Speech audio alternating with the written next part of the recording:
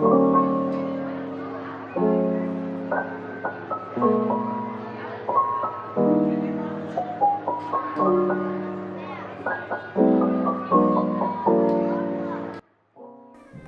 días, chavales. ¿Qué pasa? ¿Cómo estamos? Bueno, le damos caña. Tema 14. Ciclo de los ácidos tricarboxílicos. O ciclo de Krebs o ciclo del ácido cítrico, que también se le conoce.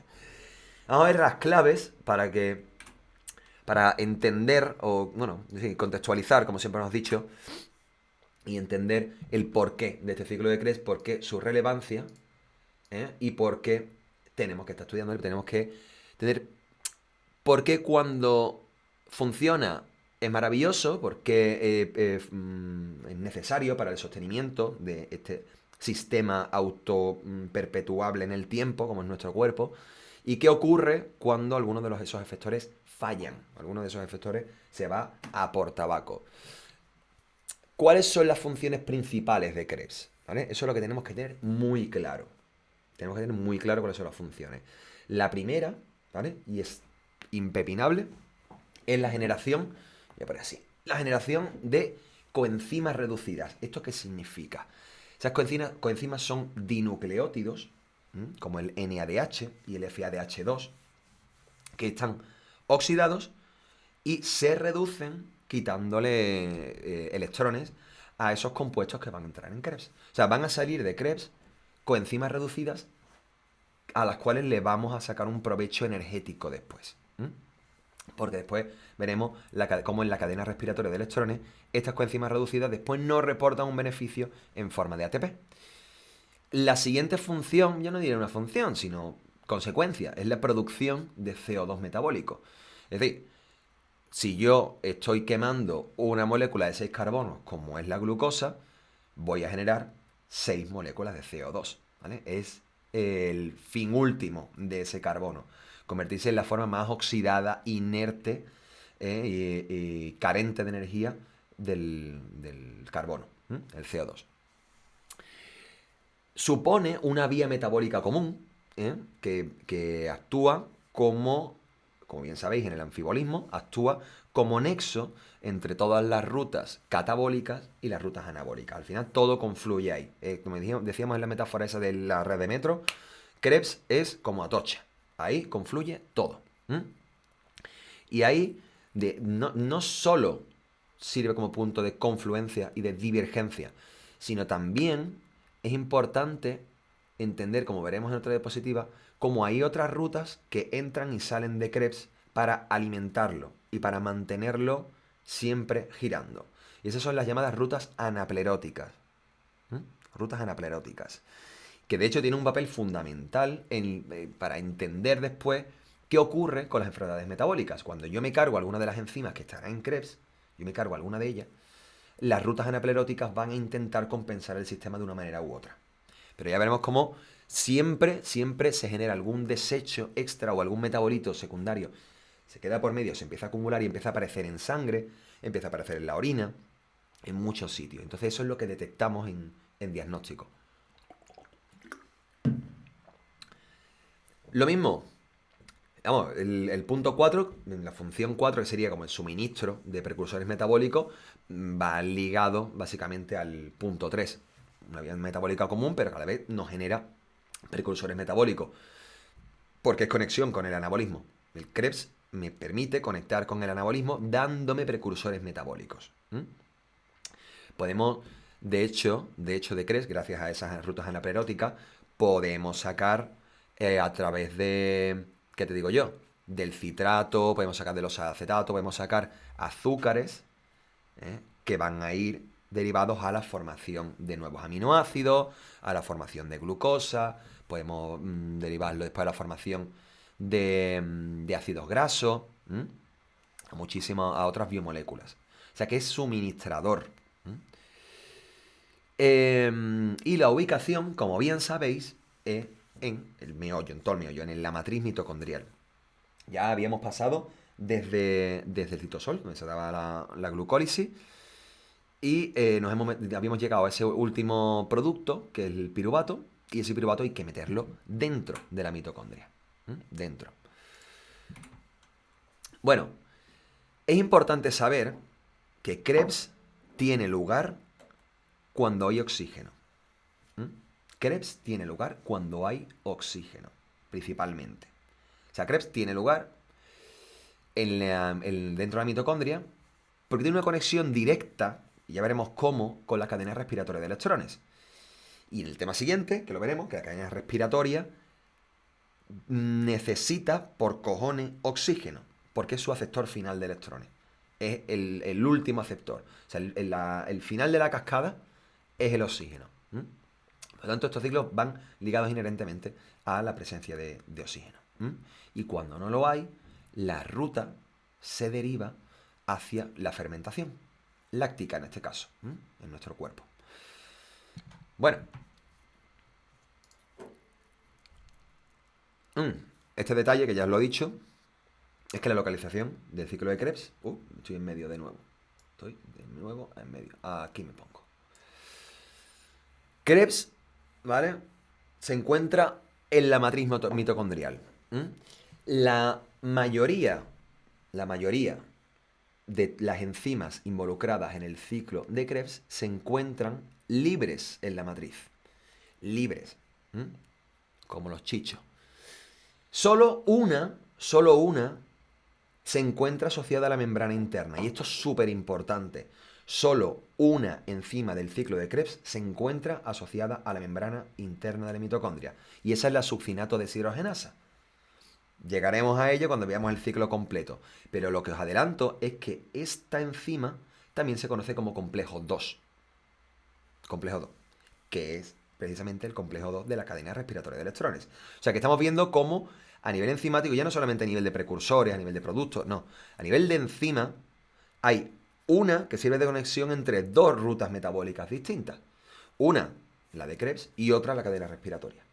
Hay una entrada directa de electrones desde Krebs a la cadena respiratoria. Tenemos que contar con tres partes, ¿vale? Tres momentos clave antes de que empiece, o sea, hasta que empieza Krebs. Primero es ese piruvato que teníamos en el citosol. ¿Cómo empieza Krebs, no? Tenemos un piruvato que es el producto final de, de nuestra glucólisis, pero ese piruvato hay que meterlo dentro de la mitocondria porque es donde están las enzimas. Ahí es donde tiene lugar Krebs. Pues este piruvato es transportado activamente a través de las dos membranas de la mitocondria. O sea, eso no va a permear por sí solo, no es una molécula pequeña precisamente. Entonces, esa lanzadera de piruvato, con coste energético, permite que el piruvato ingrese dentro de la mitocondria. Y ahí empieza la movida que vamos a ver ahí. El piruvato, como bien sabéis, de la glucólisis sacamos 2 azúcares de 3 carbonos, ¿no? Yo parto de una glucosa que tiene 6 carbonos, la activo doblemente, corto por la mitad y obtengo 2 azúcares, 2 triosas activadas con fosfato, ¿vale? 2 triosas. Y al final, el producto último es el piruvato. Pero ese piruvato tiene que empezar a sufrir una serie de decarboxilaciones, ¿vale? Tiene que empezar a oxidarse de una manera u otra. Y para ingresar a Krebs hay que hacerle una magia que os voy a contar ahora, ¿vale? Esta de aquí. A ver, me pregunta un momentito, estoy... ¿Qué era una reacción a la prerótica? Hostia, pues lo acabo de contar ahora, justo. Ahora, las reacciones a la prerótica son aquellas que entran y salen de Krebs suministrando o tirando de precursores, ¿vale?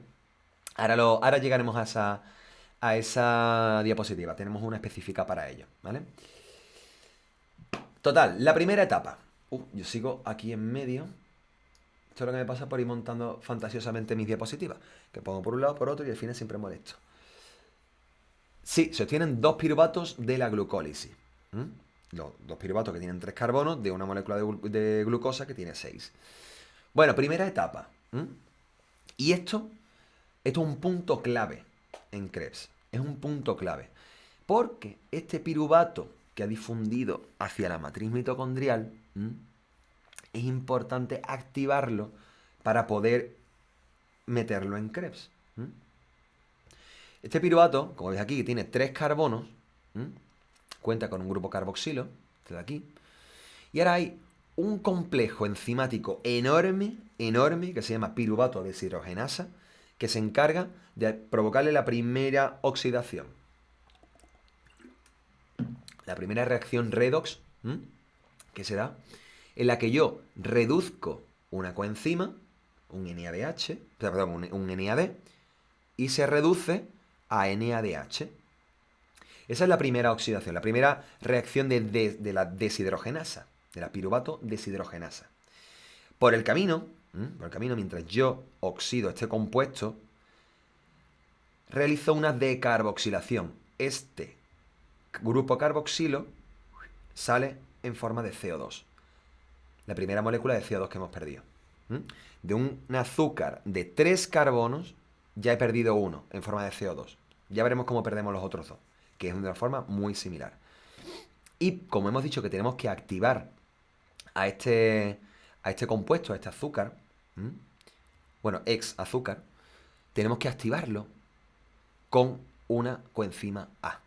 ¿Vale? Esto es como si fuese el billete dorado de Willy Wonka que le permite ingresar en Krebs.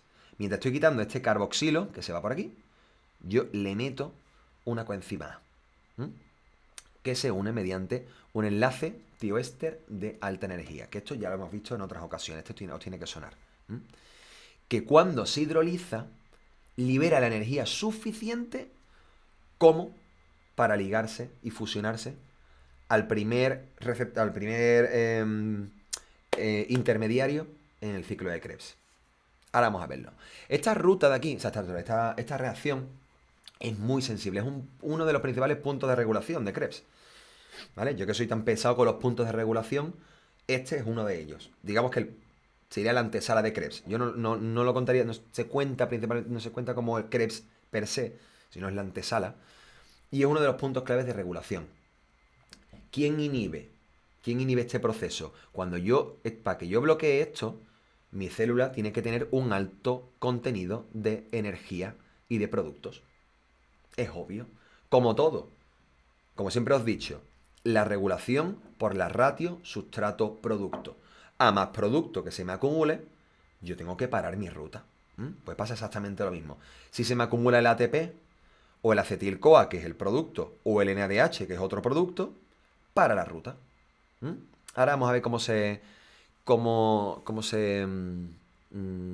modula esto, cómo se controla. Veréis, este es el complejo multienzimático de la piruvato deshidrogenasa. Es brutal, es enorme.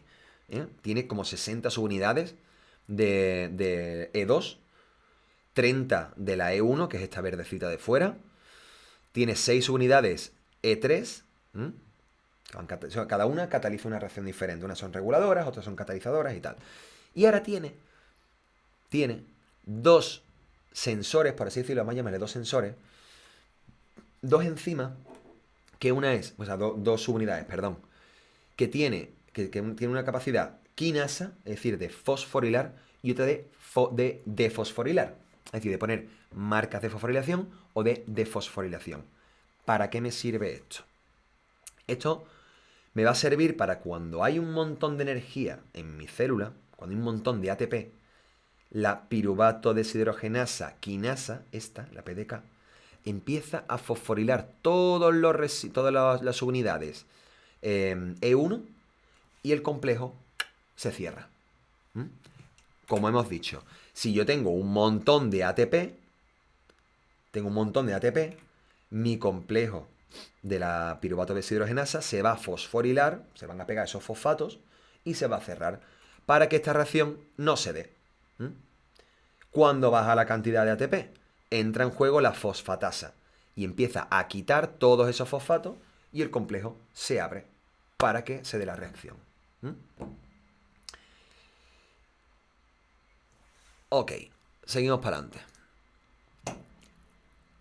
¿La coenzima A es lo mismo que el ácido lipoico? ¿Es una pregunta o es una afirmación, maespe?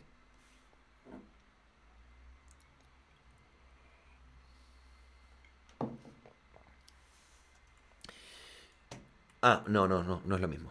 No es lo mismo. Una cosa es la coenzima A y otra cosa es el ácido lipoico. Bueno, Continuamos. Ya tenemos activado nuestro acetil-CoA, ¿vale? Hemos hecho una primera decarboxilación del piruvato, hemos obtenido un NADH, un CO2 que se ha ido por ahí a por tabaco y un acetil-CoA que tiene dos carbonos con ese billete dorado, aquí lo tenéis, de la coenzima A. Entonces, ¿qué os he dicho yo? Que en ese enlace tioéster, estoy aquí en medio, si no ahora me moveré. Ese enlace tioéster tiene la suficiente energía como para que se pueda fusionar o condensar esta molécula de dos carbonos con el primer aceptor de Krebs, que es el oxalacetato, que sería el último, ¿vale? El último de la rueda. Para cuando inicie de nuevo el ciclo, se van a unir una molécula de dos carbonos con otra de 4 y van a dar una de 6. Un citrato. Citrato. ¿Veis cómo sale por aquí la coenzima A? ¿Veis cómo sale? Pues así. Conforme vamos... Yo dividiría, de hecho, la Krebs en tres etapas, ¿vale? Tres etapas fundamentales. La primera es la de condensación, ¿vale? Condensación acetil-CoA con oxalacetato para dar citrato. La segunda etapa serían dos decarboxilaciones seguidas, ¿veis? Una aquí y otra aquí. Una que la hace la isocitrato deshidrogenasa y otra la alfa-cetoglutarato deshidrogenasa. Al fin y al cabo son dos deshidrogenasas que hacen deshidrogenizar, por supuesto, quitar hidrógeno, oxidar a mi compuesto, mientras yo reduzco a una coenzima. ¿Veis lo que estoy haciendo? Le estoy sacando energía a este compuesto de aquí para derivarla, energía en forma de electrones, ¿vale? En términos redox, estamos sacándole electrones para después utilizarlo en la cadena respiratoria. Y estoy generando, ¿veis? Con dos deshidrogenizaciones seguidas, estoy generando dos NADH. Y a la vez, dos decarboxilaciones. Yo, ¿por qué había empezado? Yo había empezado con una triosa, que es un piruvato, tiene 3 carbonos. Me he quitado uno en la decarboxilación del piruvato hacia acetil-CoA. Me he quitado otro en esta deshidrogenasa de isocitrato. Y otro carbono, el que me quedaba, me lo he quitado de esta alfa-cetoglutarato deshidrogenasa. Los 3 carbonos que he metido, ya los he perdido. Van a difundir a la sangre, de la sangre a los alveolos y a la respiración. Ya me lo he quitado en medio. Esa es la segunda fase. La tercera sería la obtención última de lo que queda de energía, de lo poquito que queda de energía en esos compuestos, y la regeneración del oxalacetato para que vuelva otra vez a hacer otra ruedecita, ¿vale? Otro giro. Vamos a verlo con un poquito más de detenimiento, ¿vale?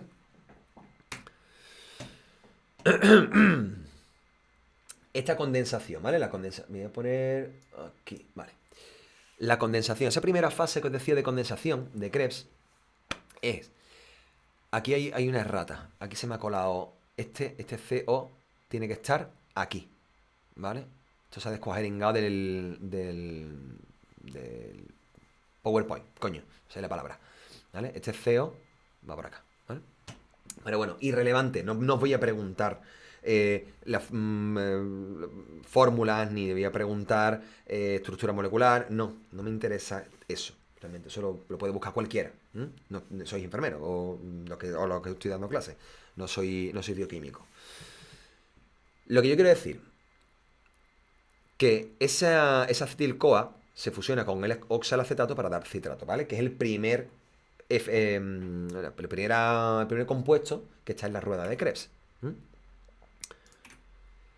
Después hay una serie de isomerizaciones que nos interesan, ¿vale? Y esta sí me interesa, ¿vale? Que esa primera... O sea, la segunda deshidrogenasa, ¿vale? Que la primera era la del piruvato y la segunda es en Krebs. Esta isocitrato deshidrogenasa lo que hace es lo que hace una deshidrogenasa de toda la vida de Dios, que es cojo electrones y cojo protones tuyos, me los quedo yo en un NADH y a ti te oxido. Y mientras tanto pierdes un CO2. Eso es lo que hace. Lo que obtengo es alfa-cetoglutarato. Veis que es un compuesto de 1, 2, 3, 4, 5 carbonos. Yo venía de 1, 2, 3, 4, 5 y 6. 1, 2, 3, 4, 5 y 6, efectivamente. Y me quedo con una molécula de 5 carbonos más uno que me he quitado ya. Una decarboxilación. Entonces, la deshidrogenasa, para que os hagáis una idea, casi todas, lo que hacen es, obtengo una coenzima reducida de carboxilo, ¿eh? y estoy oxidando el compuesto.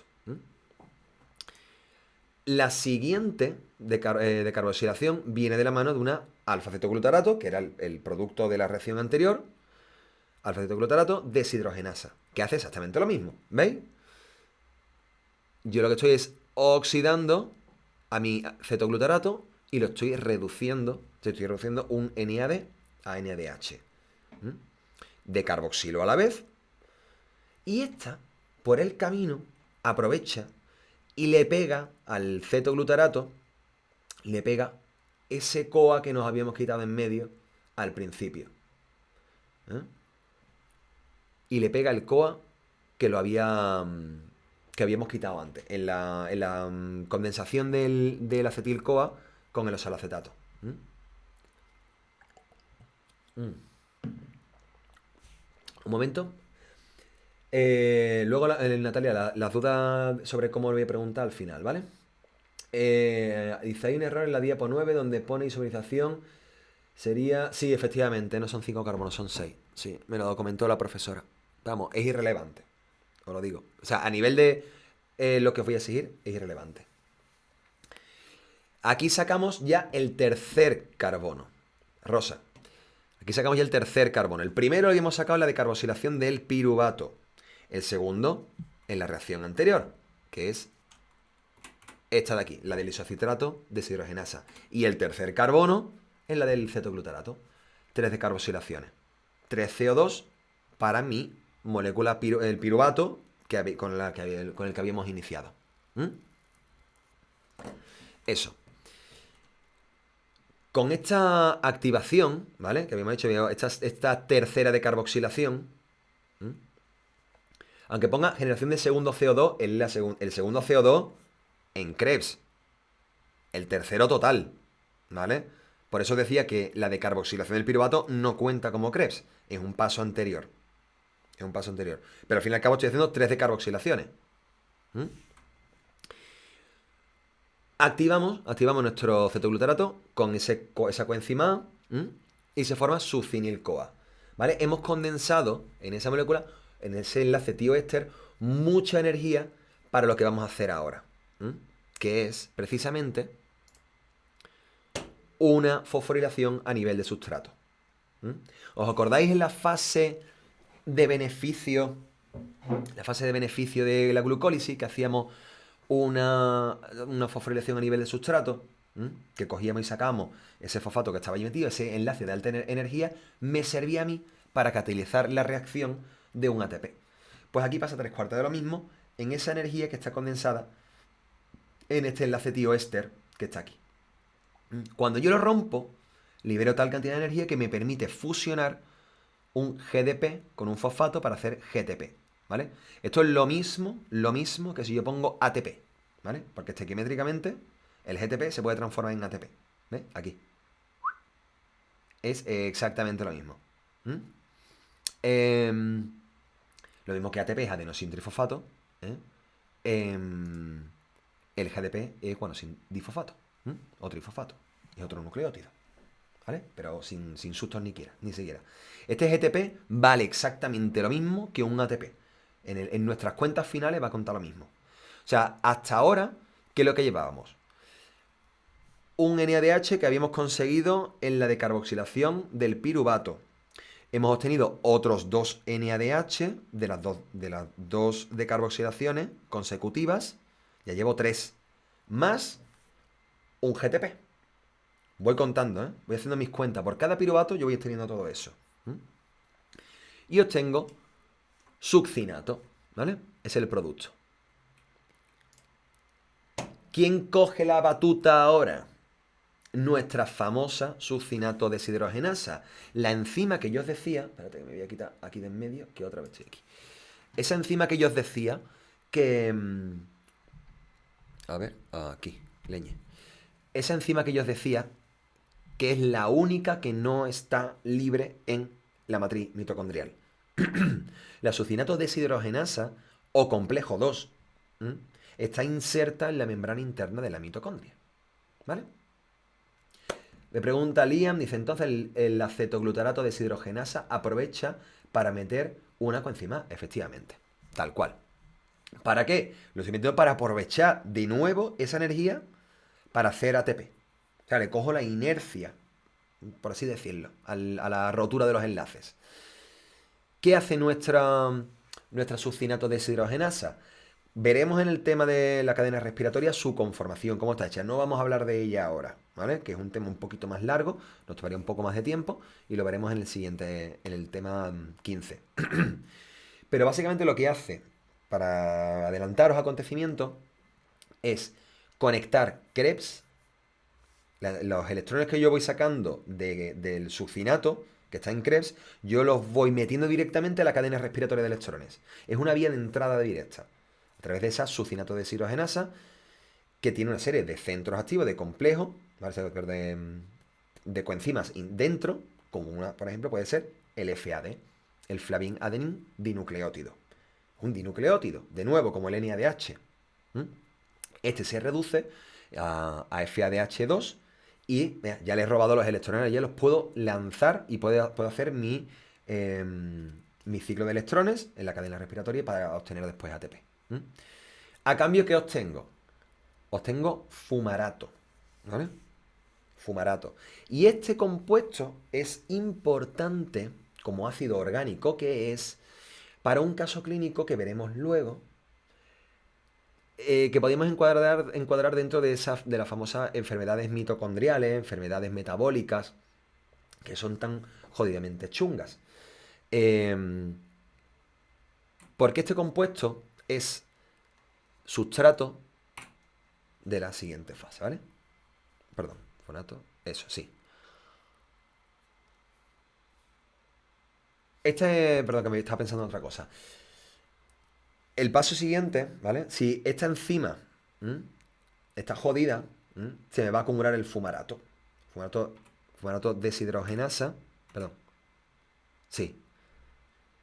Se me va a acumular este compuesto y va a provocar una acidosis orgánica y una acumulación de ácido láctico, y va a aparecer una serie de signos muy específicos del déficit de este tipo de enzimas, ¿vale? Hay un caso clínico que de deficiencia de la fumarato deshidrogenasa, en la que se acumula precisamente una serie de precursores como este fumarato, y llevando a complicaciones a nivel cognitivo, a nivel de desarrollo ponderal, a nivel de desarrollo neuronal, acidosis, y especialmente este tipo de cosas cuando empieza a aparecer es prácticamente cuando naces, ¿vale?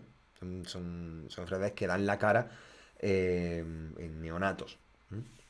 Me pregunta Diego, el FADH2 que se libera es el que pasaba a la cadena respiratoria. Claro, no es que se libera, es que el concepto es otro. O sea, no es que se libere, es que este FAD, como veremos en el tema siguiente, está dentro del complejo 2. No sale. ¿Vale? No es que sea una molécula que esté por ahí dando vueltas. No. Está dentro del propio complejo. Y el succinato entra al complejo, el FAD le roba los electrones, reduciéndose a FADH2, y por otro lado sale el fumarato. Es una conexión directa. A continuación tienen lugar una serie de reacciones, o sea, las reacciones de la fumarato, ¿vale? Hacia malato, y después llega la última regeneración del oxalacetato, o sea, la última reacción, que es la regeneración del oxalacetato, que era, si os acordáis, ese compuesto de 4 carbonos, que se va a fusionar de nuevo con otro acetil-CoA para dar citrato, ¿vale? Y volvemos otra vez a la misma rueda. 2 de carboxilaciones, la activación del succinil-CoA, generación de GTP, el azucinato de deshidrogenasa en complejo 2, fumarato, malato y oxalacetato. De nuevo, otra vez. Si es cuestión de memorizarlo, bueno, no memorizarlo, sino comprenderlo, ¿no? Comprender que hay como tres partes, por así decirlo. Bueno, esta es la última deshidrogenasa. ¿Os acordáis que os he dicho que casi todas las deshidrogenasas generan una decarboxilación? En este caso no, ¿vale? En este caso no. Una deshidrogenasa, su función principal es deshidrogenizar, es oxidar un sustrato para reducir a un producto. Un intermediario, en este caso, una coenzima NAD, que se va a reducir. Pues ya hemos obtenido, por un lado, de la decarboxilación del piruvato, un CO2 y un NADH. Yo sigo acordándome, de las dos decarboxilaciones consecutivas del isocitrato y del alfa-cetoglutarato, he obtenido otros 2 NADH y otros 2 CO2. Ya tengo 3 CO2, 3 NADH, he obtenido un GTP, un FADH2 y otro NADH, o sea, 4 NADH, un GTP, un FADH2, 3 CO2. ¿No? Me salen las cuentas. Al final, hasta nos lo aprendemos. Total. ¿En qué quedamos? ¿Vale? Esto, para compilar todo lo que hemos visto antes, para compilarlo todo, aquí lo podríamos ver.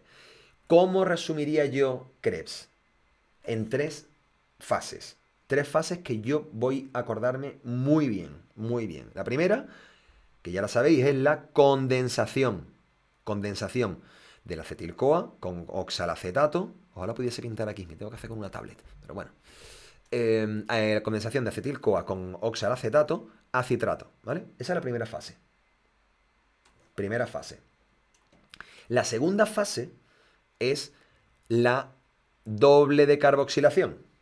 ¿Ves? Una aquí, isocitrato, y otra de alfa-cetoglutarato. Dos decarboxilaciones. Dos carbonos que se van ya por tabaco. Que otro me le había quitado yo aquí arriba para hacer el acetil-CoA. Y la tercera fase es las últimas oxidaciones que me regeneran el oxalacetato. O sea, tres fases.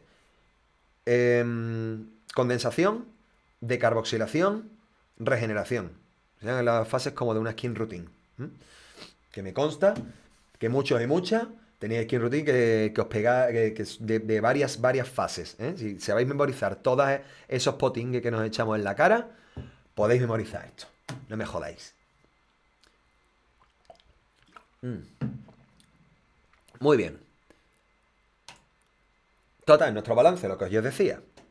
Balance de Krebs, o de ácido cítrico, de los ácidos tricarboxílicos, como tú quieras llamarlo. Lo que os he dicho, un GTP. Dice, has dicho que obtenemos 3 NADH, pero yo ahí cuento 3. ¿Eh? Sí. Yo he dicho que eran 4 contando con el de aquí arriba, Diego. Contando con el NADH de la decarboxilación del piruvato, sí son 4. Eso. Claro, dentro de Krebs es 1, 2 y 3. Pero yo os he dicho que si contamos también el de la decarboxilación del piruvato, son 4. ¿Que lo quiere contar? Cuéntalo, que no, pero que en el balance final, cuando tú hagas el balance de una molécula de glucosa, lo tienes que contar. Tienes que saber en qué fase obtengo una cosa y en qué fase obtengo otra. ¿Me sigue o no? No sé. Tú me dices. En Krebs. Sí, claro, tienes que contarlo todo. Si yo, por ejemplo, te digo, que eso lo veremos en el tema siguiente, como ya lo habéis visto en clase de todas formas, el balance de una molécula de glucosa completa hasta el final, hasta la última obtención de energía en la cadena respiratoria, serían pues muchísimos más, porque tienes que contar la glucólisis, que va por 2, tienes que contar la decarboxilación del piruvato por 2 y Krebs por 2. Exacto, exacto. Krebs con el paso previo que es la decarboxilación.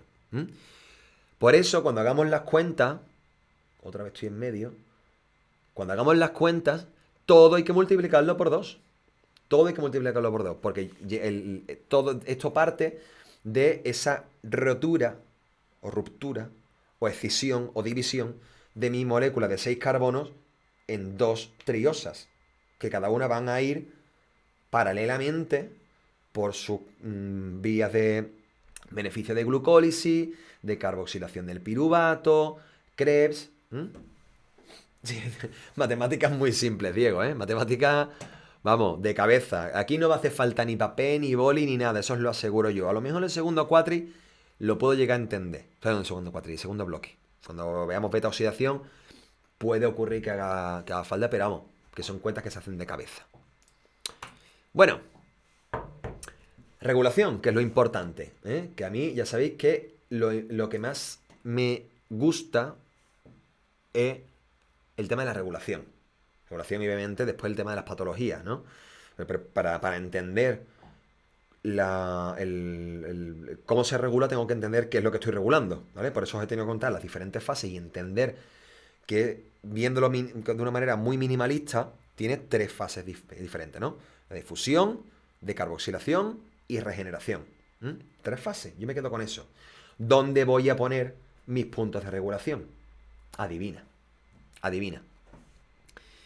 Un punto de regulación es el de la piruvato deshidrogenasa, que dijimos al principio, el paso previo. Que es el punto que me da, que me genera a mí acetil-CoA, que yo voy a poder meter en Krebs. Ese por un lado. Y después voy a regular las 2 decarboxilaciones consecutivas, las 2 deshidrogenasas. Esos son los puntos de regulación de Krebs. El de generación de acetil-CoA con la piruvato deshidrogenasa y las 2 decarboxilaciones. La isocitrato deshidrogenasa y la alfa-cetoglutarato deshidrogenasa. ¿De acuerdo? ¿Quién me va a regular esto? La cantidad de energía que tenga la célula. Al fin y al cabo es una regulación por ratio sustrato-producto. Cuanto más producto tenga, porque mi producto último, mi fin último del metabolismo catabólico, ¿cuál es? Tener ATP.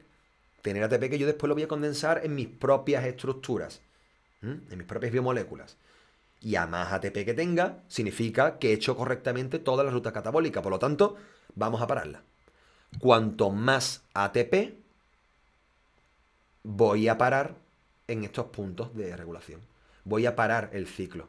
Dice, hey, párate, que tenemos todavía que gastar todo este ATP. No sigas generando. Y obviamente por los productos que salen de aquí, ¿vale? El succinil-CoA, que es el que después me iba a generar GTP. Si aquí esto se me acumula, esto también se me va a acumular y esto me va a parar en los checkpoints. ¿Os dais cuenta de cómo funciona? Tengo mucho ATP, esto me va a bloquear esta catalización, esta fosforilación a niveles de sustrato con la de succinil-CoA, y si se me acumula este succinil-CoA, me va a parar en el cetoglutarato deshidrogenasa y me va a parar también arriba, aguas arriba. La regulación de la piruvato deshidrogenasa me interesa muchísimo, es muy, muy interesante. Es muy interesante por la complejidad que tiene. Además que es una enzima muy problemática, muy problemática. De hecho, vamos a ver algún caso clínico de deficiencia de esta piruvato deshidrogenasa, que ya veréis los signos que tiene. Aquí. Como os dije, os adelanté, ¿vale? Aquí os pongo una diapo un poquito más explicada de cómo se regula o cómo se autorregula el complejo piruvato deshidrogenasa. Depende directamente del nivel de ATP que tenga la célula. Me pregunta Maespe qué es AMP. Pues, ¿qué es ATP? Adenosin trifosfato, ¿no? ADP, ¿qué es? Adenosin difosfato. Pues AMP, adenosin monofosfato. El número de fosfatos que tiene, nivel de cantidad de energía que tenga. Entonces, yo que he contado que a mayor cantidad de ATP, esta cantidad de energía de fosfato activado que hay, lo va a sensar esta piruvato deshidrogenasa quinasa, que es, al fin y al cabo, la que fosforila a la piruvato deshidrogenasa, y va a empezar a pegarle fosfatos, ¿veis? Aquí a las subunidades E1, que son las reguladoras. ¿Veis estos puntitos amarillos? Pues eso sería, vamos a entenderlo como fosfatos inorgánicos. este PI que está aquí. Esa señal de fosfato hace que cambie la forma del complejo y se cierra o se inactiva. Porque la máquina entiende que si hay mucha energía, no me sirve de nada o no necesito catalizar la reacción de decarboxilación del piruvato para generar acetil-CoA para después meterlo en Krebs y hacer más energía. Si yo ya tengo energía, ¿para qué quieren seguir haciendo Krebs? ¿Entendéis? O sea, todas las reacciones no están dándose todo el rato en todo sitio al mismo tiempo, ¿no? Dependen intrínsecamente del fin último, ¿vale? ¿Qué ocurre cuando baja el nivel energético? La cantidad de ATP, ya hemos hecho un anabolismo, lo hemos condensado todo en ácidos grasos, en glucógeno, en proteínas, ya lo tenemos incorporado. Baja el ATP y este complejo se defosforila. La fosfatasa, que es esta, la contraparte de la quinasa, empieza a quitar esos fosfatos de en medio y se abre el complejo y de nuevo empieza a coger piruvato, decarboxilarlo y hacer acetil-CoA. ¿Vale? Es una enzima, son complejos multienzimáticos que lo que hace es fluctuar en función de la necesidad que tenga la célula de hacer Krebs o no hacerlo. Total. Aquí viene la madre del cordero. Esto, lo que viene, esta diapositiva, quise poner precisamente porque nos hace ver lo jodidamente interconectado que está todo. Jodidamente interconectado que está todo. O sea, dentro de la misma ruta central del esqueleto central de mi ruta metabólica de catabolismo de la glucosa, van saliendo rutas aledañas. Como os puse en su momento ese mapa de metro, que es el metabolismo, esto es el ejemplo más claro de cómo cada una de esas reacciones son paradas que sirven para conectar con una ruta con otra. Os pongo un ejemplo. Veréis, yo cuando me iba aguas arriba, ¿no? A la glucólisis. ¿Yo qué tenía que hacer primero? ¿Qué recuerdo, Ángeles Acedo? En primer lugar, yo tenía que activar mi glucosa, ¿verdad? Tenía que fosforilarla en primer momento. Después hacer una doble fosforilación y después la ruptura. ¿Vale? Ok. Esta glucosa 6-fosfato, si a mí se me acumula porque yo, por ejemplo, ya tengo mucha energía y todos mis productos de aquí me están bloqueando la ruta de catabolismo, se me acumula glucosa 6-fosfato, ¿qué hace la célula? La derivo hacia el anabolismo, hacia el glucógeno. Y empiezo a fusionarlo. Empiezo a formar enlaces uno detrás de otro para alfa 1,4 para generar este glucógeno. Lo voy condensando, ¿vale? Ya tengo un rebosadero aquí. El segundo, por ejemplo, es a través de la vía de las pentosas fosfato, ¿vale? Con una glucosa 6-fosfato deshidrogenasa, perdón, yo puedo derivar a otro rebosadero que es a la ribosa 5-fosfato. ¿Os suena de algo la ribosa? ¿Verdad, no? Tiene que sonar de algo. De la ARN o del ADN. El ácido desoxirribonucleico o el ribonucleico. Pues el acúmulo de esta glucosa y fosfato me deriva al anabolismo. Son dos rebosaderos para que no se me acumule. Y ya veremos cómo en otro caso clínico, que es la carencia de esta enzima que está aquí, que es una de la glucosa 6-fosfato deshidrogenasa, precisamente los eritrocitos es muy sensible y ayuda al eritrocito a lidiar contra el estrés oxidativo. Su carencia o su déficit, ¿vale? Si tienes una mutación que no te funciona, tus glóbulos rojos son más delicaditos frente a los ataques de especie reactiva del oxígeno o estrés oxidativo, básicamente. Y pueden llegar a reventar. De hecho, hay fármacos que pueden hacer que tus glóbulos rojos revienten, que haya hemólisis. Y cursa como con hiperbilirrubinemia, con coluria, con ictericia, con todos los signos de una hemólisis. De hecho, hay fármacos, por ejemplo, los AINES, los antiinflamatorios no esteroideos, pueden provocar esa explosión de los glóbulos rojos. La quinina, por ejemplo, también lo puede provocar, que el compuesto que está en la tónica. ¿Ves? Son personas que no pueden beber gin tonic. Y hay hay algunos antibióticos como las fluoroquinolonas, no pueden tomarlo. Fluoroquinolonas que son una serie de antibióticos que se dan también en pacientes que en el tratamiento previo a la intervención de implante de injerto de pelo, ¿vale? Suelen dar también. Y tampoco pueden comer habas, ¿vale? Porque es la base, esta es la base genética de lo conocido como favismo. Son personas que una serie tienen unos compuestos que es la vanidina y vanina y con vanina creo que se llamaba. Y no me acuerdo exactamente, siempre se me olvida el nombre del compuesto. Son una serie de compuestos que en exceso pueden provocar un estrés en los glóbulos rojos. Ahí tenemos dos vías dos rebosaderos, ¿no? Hacia el anabolismo.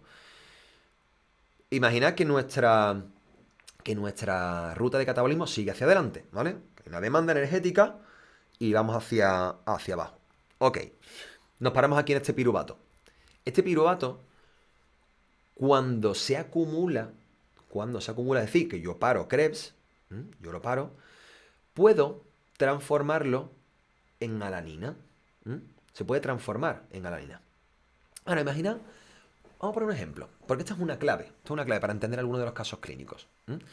Imagina que yo este piruvato deshidrogenasa que está aquí en medio, que es el que hemos visto, ese complejo, dice, pregunta Diego, ¿esas dos vías son dos reservas o por qué se va hacia allí?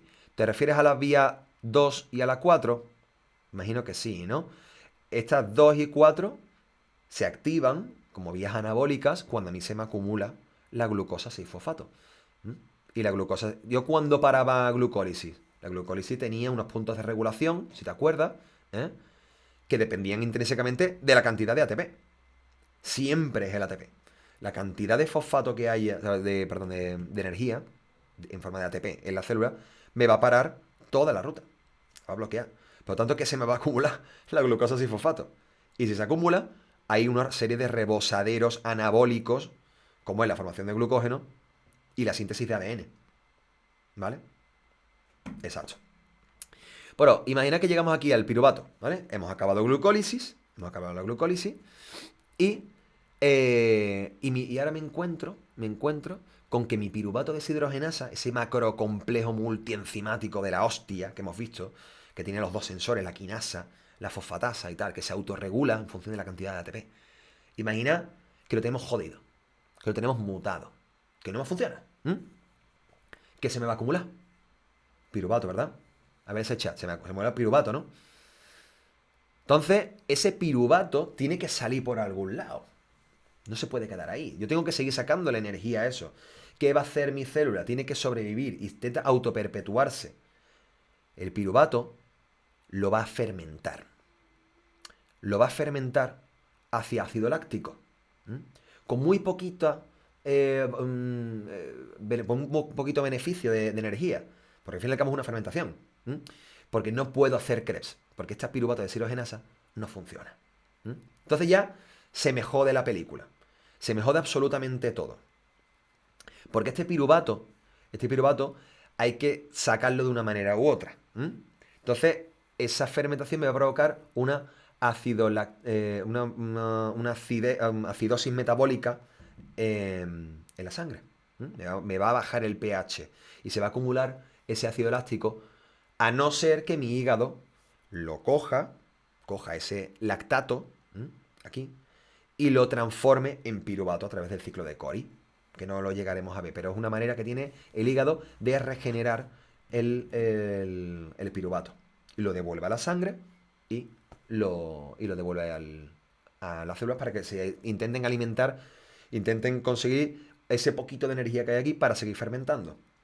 ¿Qué ocurre? Que por el camino esto lo podemos medir en la orina.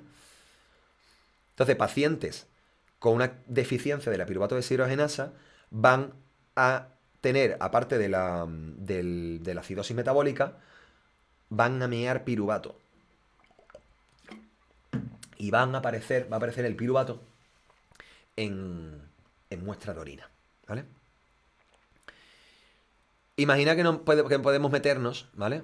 Bueno, el piruvato también puede regenerar el oxalacetato, ¿vale? A través de rutas anapleróticas permite la regeneración del oxalacetato. Y de si tenemos alto el ácido láctico, sabemos que hay acúmulo de piruvato. Sí. O al menos que todo lo que hay debajo del piruvato, todas las reacciones que hay por debajo del piruvato, alguna está jodida. Principalmente, o sea, si el acúmulo es de piruvato solo, está jodida la piruvato deshidrogenasa, ¿vale? Está aquí bloqueado. Pero si hay acúmulo también de cuerpos cetónicos, es probable que el error venga de debajo del acetil-CoA. Por eso hay que ver la combinación de qué es lo que se está acumulando. Pero sí, efectivamente, Diego. ¿Qué estaba diciendo? Así. Vale, imagina que, bueno, nuestra piruvato deshidrogenasa funciona correctamente. ¡Pum!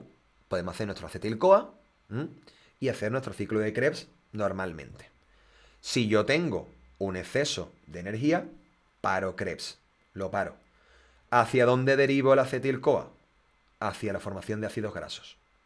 ¿Vale? Hacia el anabolismo. Lo mismo que aquí teníamos un rebosadero de la glucosa sin fosfato hacia nuestra molécula principal de almacenaje de carbohidratos, que es el glucógeno o el ADN. Aquí, si se me acumula el acetil-CoA, lo que no puedo, no se me puede acumular, ¿eh? Porque provocaría una cetosis. Pues lo que hace el cuerpo es, ¿cuál es mi rebosadero? Formación de ácidos grasos. Empiezo a condensarlo todo en ácidos grasos. Lo mismo que cuando estoy bajito de ATP, empiezo a quemar ácidos grasos, de hacer beta oxidación, que ya la veremos, para sacar acetil-CoA. De aquí vendría la ruta de catabolismo de los ácidos grasos o saldría la ruta de anabolismo de ácidos grasos. Eso sí funciona bien. Eso sí funciona bien. Pero imagina que no funciona bien. Imagina por un momento que alguno de las enzimas, ¿vale? La enzima, por ejemplo, el paso de fusión entre acetil-CoA y oxalacetato para dar citrato, que el citrato sintasa no funciona. Se me acumula el acetil-CoA, pero se me acumula de locos. O sea, que esto no... O sea, esto adquiere unos niveles brutales, porque por un lado está la glucólisis y la decarboxilación haciendo acetil-CoA, y por otro lado estamos con beta-oxidación generando más acetil-CoA. ¿Qué hace el cuerpo? Generar cuerpos cetónicos. Entramos entonces en cetosis. Estamos entrando en cetosis. Y la célula lo que hace es exportarlo, soltarlo fuera. Dice, entonces la reacción central es catabólica y las laterales son anabólicas. Podemos entenderlo así. Vamos a entenderlo así. ¿Vale? Dentro de la ruta principal del catabolismo, que es la fin última estación de ATP, salen rutas anabólicas, ¿vale? De obtención también de precursores. Sí. Vamos a entenderlo así. ¿De acuerdo? De síntesis de compuestos propios.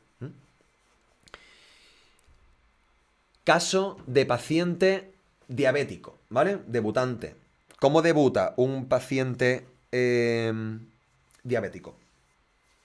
En sangre, ¿qué encontramos en sangre?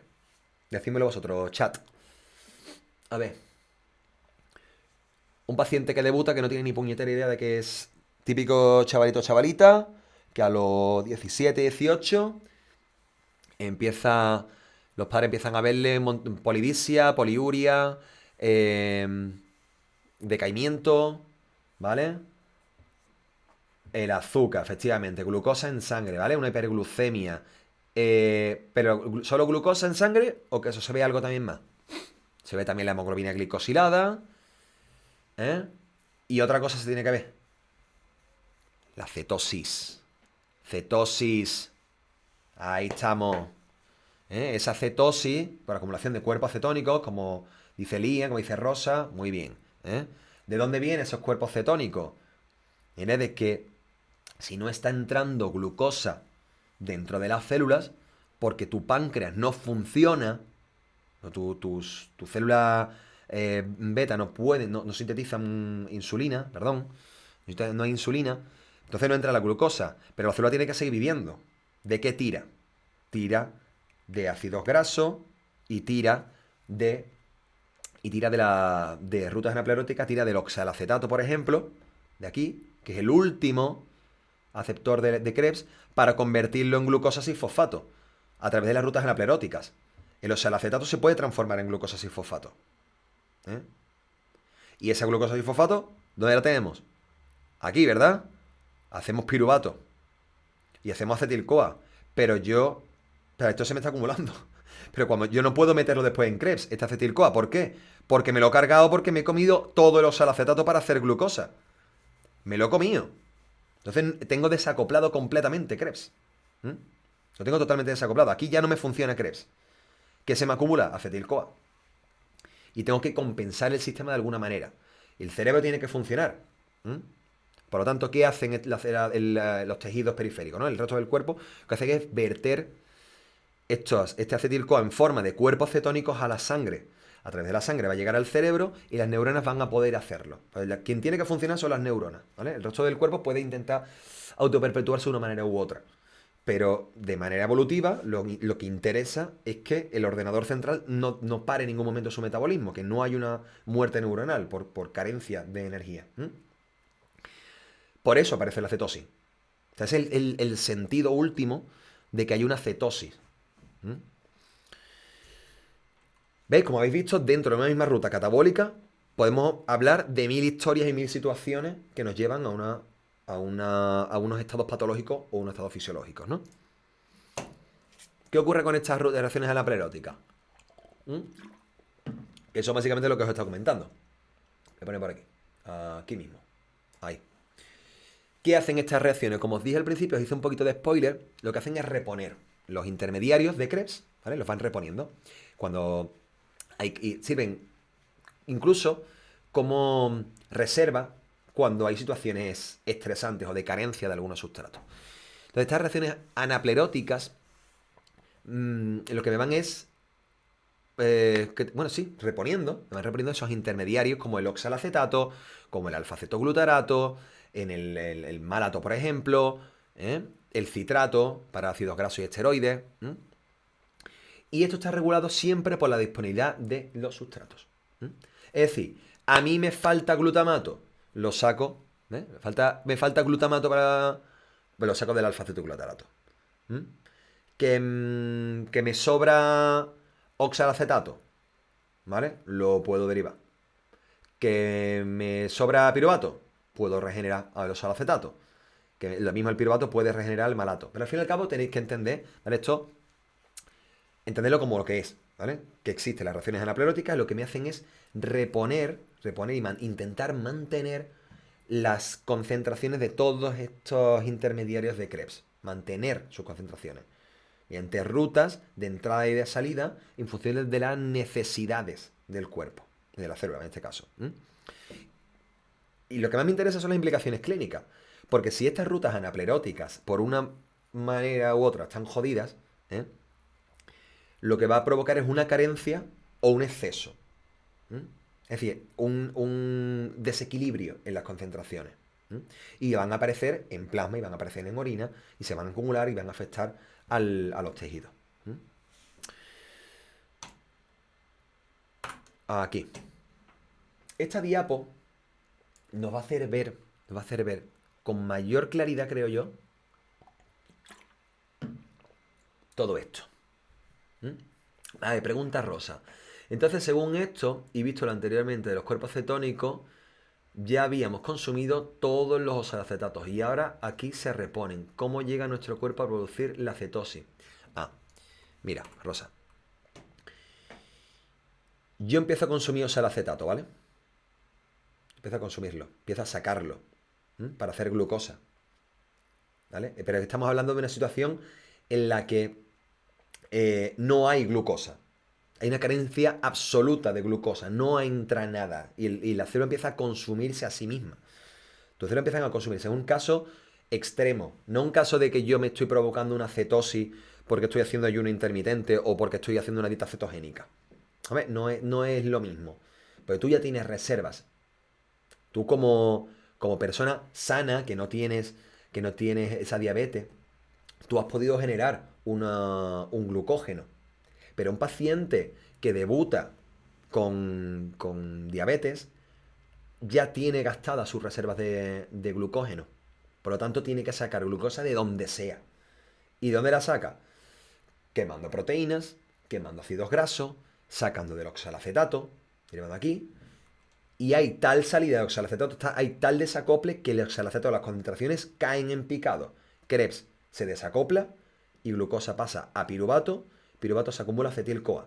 Pero te estoy diciendo en ciertos tejidos, no en todos, que de ahí viene la madre de esta diapositiva de aquí. El metabolismo no se da como en la película, todo a la vez en todas partes. ¿Sabes? No. Metabolismo, todos los tipos de células de nuestro cuerpo no hacen todo el mismo metabolismo. O sea, desde glucólisis hasta cadena respiratoria. Hay tejidos que están más especializados en un tipo de metabolismo y otros en otro. ¿Vale? Ejemplo, el eritrocito, ¿vale? Un glóbulo rojo. ¿Eh? Un glóbulo rojo. Lo que hace es glucólisis, prácticamente. Prácticamente se dedica a hacer glucólisis. ¿Veis aquí? El eritrocito se dedica prácticamente a hacer glucólisis y a generar y a fermentar. Hace lactato. Es lo que caga un eritrocito, es ácido láctico. No tiene tiempo, ni estructura, ni complejidad como para dedicarse a hacer un ciclo de Krebs, a hacer una cadena respiratoria. No, porque va a vivir 120 días. Le interesa una mierda. ¿Eh? Va a tope. Y lo que tiene que es que comer, es un transportador. Es un mero transportador de gases a través de hemoglobina, ¿no? Transportador de oxígeno. Entonces, su metabolismo es rápido, poco eficiente, ¿eh? Y además genera mucho desecho, como en este caso es el lactato. Pero como después tenemos supuestamente un hígado que funciona y va a regenerar ese lactato en forma de piruvato, pues todo guay, ¿vale? Y las dosis se compensan entre todos los eritrocitos que hay y el hígado, su función, ¿vale? Para ir regenerando ese lactato y que nuestro pH no baje tanto, porque aparte tenemos otros mecanismos de compensación del pH de la sangre. Ese es un ejemplo. ¿Eh? El eritrocito tiene unos transportadores que se llaman GLUT1, que son de glucosa. GLUT, es el acrónimo de Glucose Transporter 1, ¿vale? Es un transportador de glucosa. Y punto. Otro ejemplo, en el eritrocito, ¿vale? El eritrocito, ¿vale? Entonces el hepatocito, ¿vale? La célula hepática, habíamos dicho que si el eritrocito soltaba lactato, el hígado lo va a absorber. Absorbe este lactato y lo va a regenerar a piruvato, que también lo puede exportar, ¿eh? Pero lo puede usar igualmente. Ese ácido láctico lo puede incorporar en su metabolismo catabólico y transformarlo en acetil-CoA. Se está comiendo prácticamente los desechos de los eritrocitos, ese hígado, para convertirlo en acetil-CoA y sacarle todo el rendimiento energético posible. ¿Qué pasa? Que estas células son mucho más complejas y tienen un metabolismo. O sea, no tienen prisa. Los hepatocitos no tienen prisa. Y pueden dedicarse a acumular bien toda la energía, a tener rutas anabólicas de síntesis de ácidos grasos, de colesterol desde la acetil-CoA. Pueden acumular el glucógeno, ¿vale? Reservas de glucógeno, como ya sabéis, que es donde se acumula principalmente el glucógeno, como reserva para el resto del cuerpo, para cuando hay una hipoglucemia, estas reservas de glucógeno las podemos movilizar y podemos exportar glucosa a la sangre. Vemos como el hígado es altruista, mientras que el músculo es egoísta respecto a la glucosa. Otro ejemplo. En este caso, por ejemplo, los hepatocitos tienen GLUT2, pero bueno, irrelevante, ¿vale? Relevante en ese caso. ¿Qué diferencia hay entre un hepatocito y una neurona? ¿Vale? Una célula de la glía. Pues que las neuronas no tienen tiempo para mierdas. Una neurona lo que se dedica es a quemar glucosa hasta sacarle el máximo rendimiento posible, ¿eh? Toda la cantidad de energía posible, para dos cosas principales que son las dos funciones que tiene una neurona. Una, sintetizar neurotransmisores. Y dos, mantener un potencial de membrana que le permita disparar. ¿Y cómo se mantenía el potencial de membrana, queridos y queridas pollitos? ¿Cómo manteníamos el potencial de membrana en una neurona? ¿Alguien se acuerda? Había una bomba, ¿Una bomba de qué? ¿De qué era la bomba? Bien, de sodio-potasio. Bien, Diego, bien. ¿Eh? Y que era en contra de gradiente. Y todo lo que sea en contra de gradiente es con pago de ATP. Por eso la neurona no tiene tiempo para mierda, no tiene tiempo para un anabolismo per se con pausa, con reposo. No, no, no, no, no. Van hasta arriba de speed las neuronas. Lo que tienen que quemar muchísima glucosa para generar toda ese ATP que le permita sintetizar neurotransmisores y mantener ese potencial porque ya viene el disparo. Y hay que seguir disparando porque si no, que no funciona el cerebro, ¿vale? Por eso. ¿Qué ocurre cuando hay una hipoglucemia? Hipoglucemia. ¿Dónde van esos famosos cuerpos, los cuerpos cetónicos? Esa cetosis. Dice Álvaro, Álvaro me tengo que... Rosa dice, me tengo que marchar mañana. Vale, sin problema, no te preocupes. Te lo puedes ver después en diferido y ya la subiré. Chao. Y hay caso, paciente diabético, debutante, hipoglucemia, hacemos cuerpo cetónico, cetosis en sangre. ¿Para qué? Para que esos cuerpos cetónicos, que están formados principalmente de acetil-CoA, vienen del acetil-CoA, de ese exceso, vayan al cerebro a través de la sangre. Pueden atravesar la barrera hematoencefálica y pueden entrar en las neuronas y descomponerse en acetil-CoA para alimentar Krebs, para seguir sacando energía. Pues de hecho, las neuronas se pueden alimentar de cuerpos cetónicos, ¿vale? Se pueden alimentar de cuerpos cetónicos. Vale, perfecto. ¿Qué otros dos ejemplos nos quedan? ¿Vale? ¿Qué otros dos ejemplos nos quedan? El caso del músculo y el caso del adipocito. Veréis, lo mismo que hemos visto, que los eritrocitos tienen un GLUT1, GLUT2 en el hígado y GLUT3 en el cerebro, que son transportadores específicos y cada uno es capaz de absorber glucosa a una velocidad concreta, bien controlada, porque están ahí, siempre están presentes. No así los GLUT4, porque los GLUT4 son unos transportadores de glucosa que están escondidos dentro de las células. ¿Vale? Están escondidos a no ser que les llegue una señal de insulina. Son unos transportadores que se exponen a las membranas cuando la insulina llama a la puerta a través de su receptor. ¿Cuándo aparece la insulina? Cuando hay una alta cantidad de glucosa en sangre. Una hiperglucemia postpandrial, por ejemplo, hace que el páncreas eso lo note, lance esa insulina y hagan mis tejidos musculares y grasos permeables a esa glucosa. Y esos receptores, esos transportadores GLUT4 son de alta eficiencia. Son como putas aspiradoras que absorben casi toda la glucosa que hay en la sangre. Empiezan a absorber, a meter glucosa dentro. ¿Por qué? Porque el músculo lo va a meter dentro. El músculo también se ha quedado sin reservas. El músculo ha quemado su propio glucógeno, que lo tiene para él. Y tiene que meter nueva glucosa para generar de nuevo su gránulo de glucógeno. Ahí lo tenemos. El músculo no solo hace nuestra ruta completa de catabolismo hasta Krebs y cadena respiratoria, también fermenta si no hay oxígeno. Fermenta a lactato, que de nuevo lo vierte a la sangre. ¿Y qué lo va a coger? El hígado.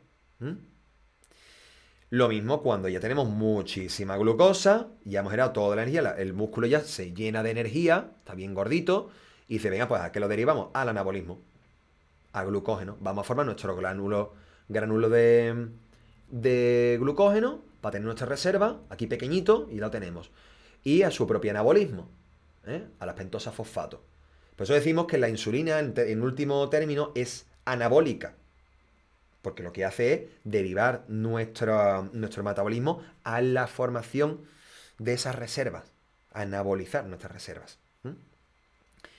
¿Qué pasa cuando el gránulo de glucógeno ya está lleno? Cuando ya el nivel de energía está lo suficientemente alto, estos GLUT4 se esconden de nuevo. No nos cabe más glucosa y el músculo se vuelve impermeable a esa glucosa. ¿Dónde tiene que ir? Al hígado. Al hígado le importa 3 cojones. Al adipocito también, porque aparte de tener GLUT4 también tiene otros receptores de glucosa. Y estos dos de aquí, dice, sí, tela para acá, que a mí me cabe, que me cabe glucosa. Tú estarás lleno, pero a mí me cabe tela. ¿A dónde deriva el hígado? Va a derivar cuando se llene su reserva de glucógeno, que le cabe bastante más que al músculo. ¿A dónde lo deriva? A la formación de ácidos grasos. Se llena de energía, aquí, se le acumula acetil-CoA y dice, venga, a por grasa, que ahí sí que cabe. ¿Mm?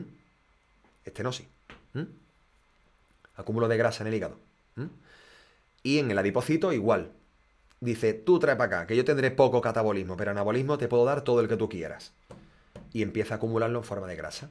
¿Entendéis la interconexión? Ya no solamente que las diferentes rutas metabólicas se crucen en ciertos puntos estratégicos como esos rebosaderos anabólicos o esos rebosaderos de emergencia cuando alguno de las enzimas esté jodida, sino también hay una interconexión entre tejidos.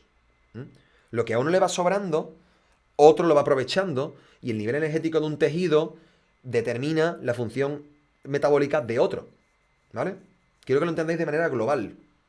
Porque así se puede entender cuando yo me cargo una enzima, una sola, vemos cómo hay una afectación sistémica. Hay afectación en el cerebro, hay afectación en el hígado, hay afectación en acúmulo de grasa o no acúmulo de grasa. Una hipertrofia en el hígado, ¿no? Puede haber una hemólisis también, como el caso del fabismo, el caso de la carencia de piruvato de deshidrogenasa. ¿Entendido esto, verdad? Guay. Dice Liam. Y al no utilizar glucógeno nos deshidratamos y por eso el dolor de cabeza, la cetosis. Efectivamente. Aparte, ¿no? Y por la... como hay una bajada de volumen, ¿vale? Más pérdida de deshidratación, hay menos volumen sanguíneo. ¿Y qué hace qué provoca esto? ¿Cómo se dice? Aumenta la tensión de los vasos. Lo que hago es apretar los vasos para que mi presión se mantenga. O sea, la tubería, si baja la presión, lo que tengo que hacer es hacerla más estrecha. Y eso aumenta al final la presión. Vasoconstricción. Ahí, gracias, Liam. Exacto. Lo mismo que con la resaca, que también da dolor de cabeza. Aparte por el acetaldehído, también por la deshidratación. Por eso hay que beber agüita. Os he puesto esto aquí, ¿vale? Esta diapo me resultaba interesante. Voy a ponerme aquí, no molesto. Aquí, vale. Esta diapo me parecía interesante comentarla, no por otra cosa, porque os lo vaya a preguntar así a maldad. No. Es porque es importante que conozcáis la existencia de este ácido lipoico, porque aparece en algunos de los casos clínicos que vamos a ver. No sé si lo veremos hoy, veremos alguno de ellos, pero algunos de los que os tengo colocados, y los tengo colocados en el campus, hacen alusión a este ácido lipoico, que de hecho se puede comprar como una suplementación, en pastillita, como suplemento se puede comprar. Este ácido lipoico es una coenzima que es el antioxidante de los antioxidantes, ¿vale?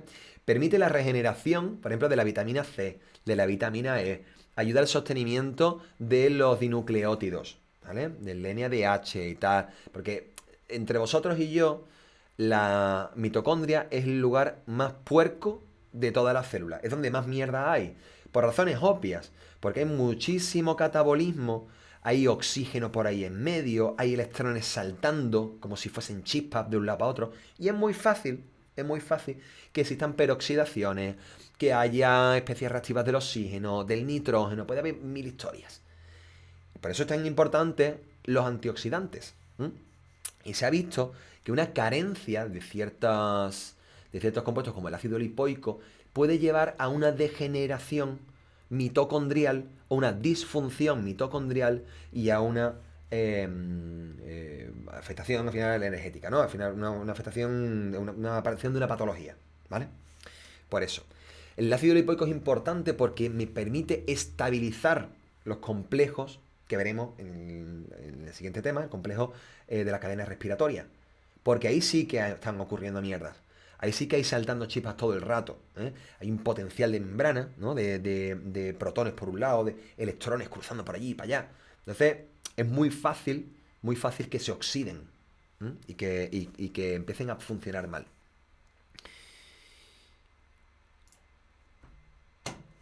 Y ahora lo que a mí me mola. Enfermedades asociadas a esto. Ya hemos visto las tres fases, ¿no? Recopilando un poquito lo que hemos visto. Hemos visto las funciones, al fin y al cabo la función última de Krebs es obtener las coenzimas reducidas, que después las mandaremos a la cadena respiratoria, es el fin último, ¿eh? Y hace CO2 para quitártelo de encima. Hemos visto las tres fases fundamentales, que es condensación, decarboxilación doble y regeneración de oxalacetato, ¿eh? Hemos visto la importancia de las rutas anapleróticas para la regeneración de esos intermediarios de Krebs y cómo en algunos momentos ciertos complejos enzimáticos, como la piruvato deshidrogenasa, como la succinato deshidrogenasa o la fumarasa, esas, si fallan, las rutas anapleróticas van a ayudar de una manera u otra a compensar el sistema para que no se caiga nuestro castillo de naipes, ¿vale? Porque es muy complejo y muy delicado nuestro metabolismo. ¿Qué ocurre cuando yo me cargo algunos de estos efectores? Algunas de estas enzimas. Todas van a tener una nota común, ¿vale? A ver si lo podemos deducir entre todos. De la diapositiva que hemos visto de los diferentes tejidos, de las diferentes células, la neurona, el eritrocito y tal, ¿vale? ¿Cuál creéis vosotros dos? O sea, ¿cuál creéis vosotros que son los dos más demandantes de energía? ¿Qué dos tejidos en nuestro organismo son los más demandantes de ATP? ¿Cuál creéis? A ver ese chat. Venga, sorprendedme. Cerebro y músculo. Cerebro y corazón. Cerebro y músculo, músculo y cerebro, efectivamente. El músculo y el cerebro. Natalia, entendido, claro, el corazón como tejido muscular. Pero obviamente todo músculo, ¿vale? Porque requiere ATP para hacer la contracción muscular. Efectivamente, chat, corazón y cerebro. El primero, el músculo. Bueno, corazón y cerebro. Músculo y cerebro. Vamos a darle ahí. El músculo por razones obvias, ya lo sabéis. Y el cerebro por lo que ya os he contado. Porque necesita mantener un potencial de membrana. Si no, no tiene función. Y neurona que no dispare, neurona que nos fumamos. Neurona que quitamos de en medio. ¿Vale? Porque no funciona. Entonces, una enfermedad mitocondrial donde yo afecte al metabolismo energético, ¿a qué dos tejidos le va a afectar principalmente? Al músculo y al cerebro. Dice, entonces músculo y cerebro incluyendo corazón. Efectivamente, sí, Diego, efectivamente. Especialmente el corazón. Especialmente el corazón. Porque una miopatía cardíaca es mucho más chivata que una miopatía esquelética. ¿Vale? Puede dar la cara antes. Por arritmia, en fin. O sea, te descompensa al fin y al cabo todo el electro. Dice Liam, ¿cómo podemos diferenciar entre unas enfermedades y otras? Porque las manifestaciones son muy parecidas, cursando varias con problemas neurológicos, hipotonía, debilidad y acidosis. Claro, es que ahí iba yo. Que la nota común de toda enfermedad genética que afecte al sistema mitocondrial, al OXFOS, que llamamos, al sistema OXFOS, va a cursar con debilidad muscular, hipotonía, afectación, convulsiones y retraso cognitivo y ponderal, ¿vale? Pero principalmente miopatías, ¿vale? Esa hipotonía, debilidad, la acidosis y el retraso cognitivo. ¿Vale? Esa es la nota común. Pero, después hay maneras. Sí, son enfermedades que son muy complejas de diagnosticar, a no ser que se haga un diagnóstico genético, ¿vale?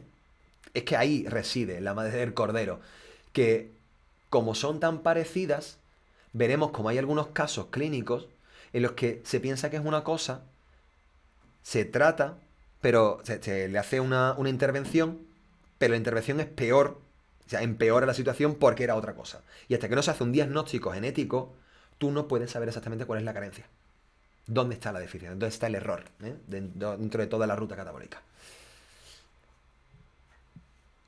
Entonces, a nivel de diagnóstico, lo que nos salta, lo primero que nos chiva, es la detección en plasma y líquido cefalorraquídeo de piruvato, que se me está acumulando. Por ejemplo, si no tengo la piruvato deshidrogenasa, lo que se me acumula es el piruvato, ¿no?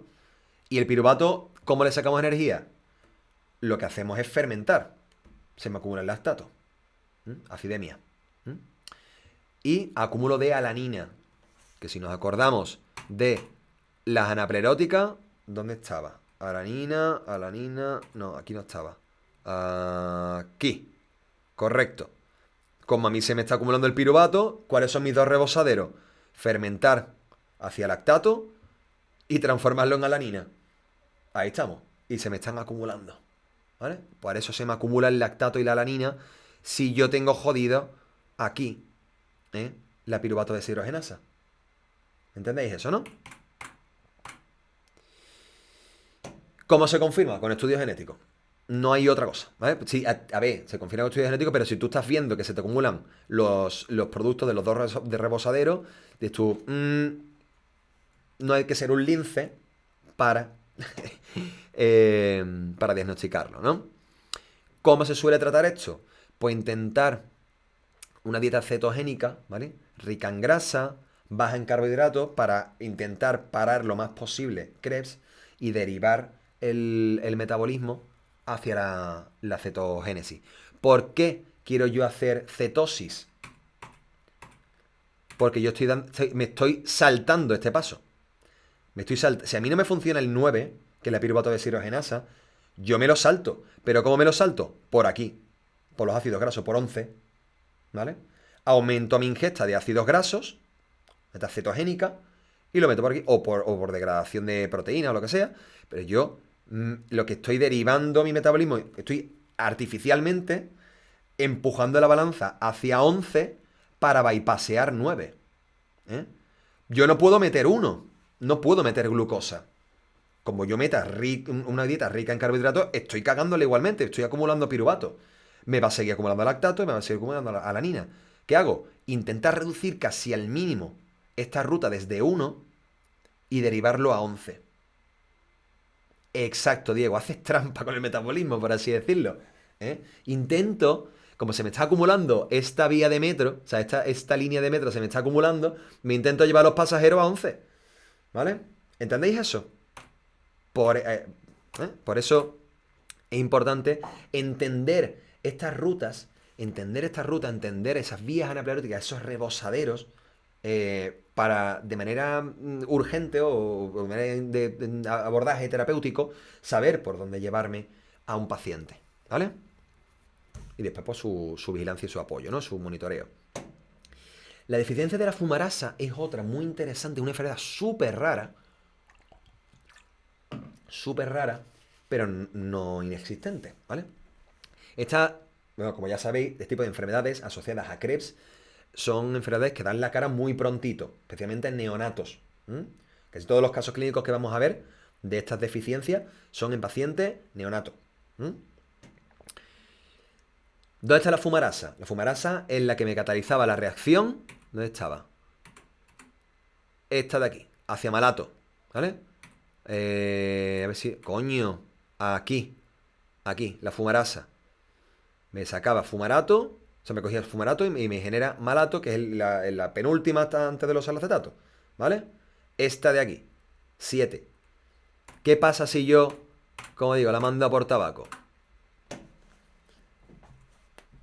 Como hemos visto en la diapo de la piruvato deshidrogenasa, signos comunes. Retraso neuromotor, hipotonía, convulsiones provocadas por la cetosis y la acidosis, ¿vale? Y aparte, porque hay afectación en el tejido cerebral, si no hay un correcto nivel energético, a nivel metabólico no funciona, o sea, hay ciertas carencias, no va a haber un correcto desarrollo cognitivo, un desarrollo de la arquitectura cerebral, del tejido cerebral, y al final eso puede acabar derivando al disparo anómalo de estos grupúsculos neuronales, especialmente en áreas motoras suplementarias, provocando esas convulsiones, ¿no?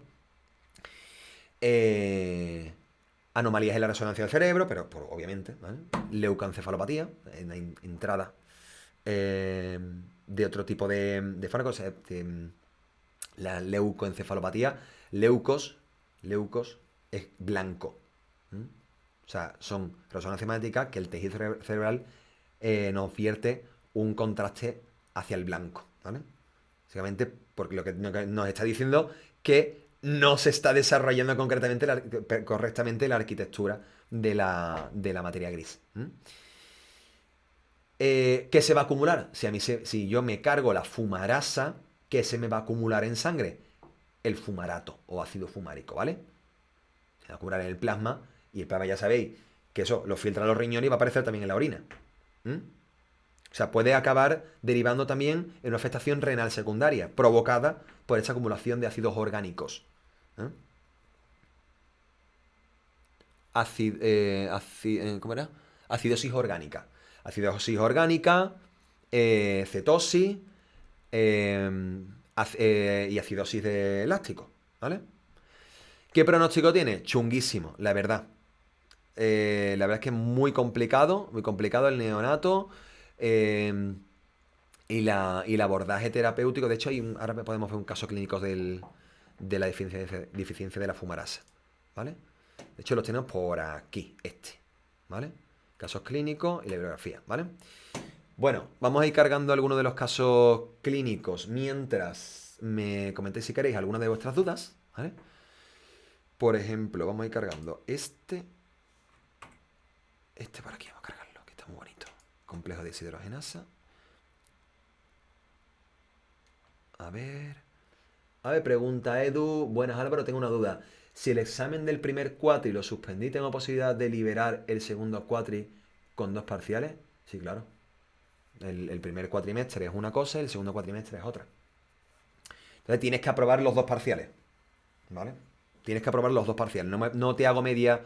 ¿Qué tengo? ¿Un 4 y un 6? ¿Me hace media? No. Mínimo un 5 en las 2. ¿De acuerdo? Porque si no, no hace media. Me tengo que asegurar que. O sea, que eso es evaluación continua. No es compensatoria, es continua. Además, si vais a sacar una notaza, si estáis todos aquí metidos en el directo, todos aprendiendo. Que de hecho. ¡Buah! A tope, ¿eh? Chorro de gente por aquí. Chorro de gente, me parece maravilloso. Voy a tener que hacer esto más veces. Bueno, estaba aquí cargando el de un caso clínico de la piruvato. Os sigo leyendo las dudas, ¿eh?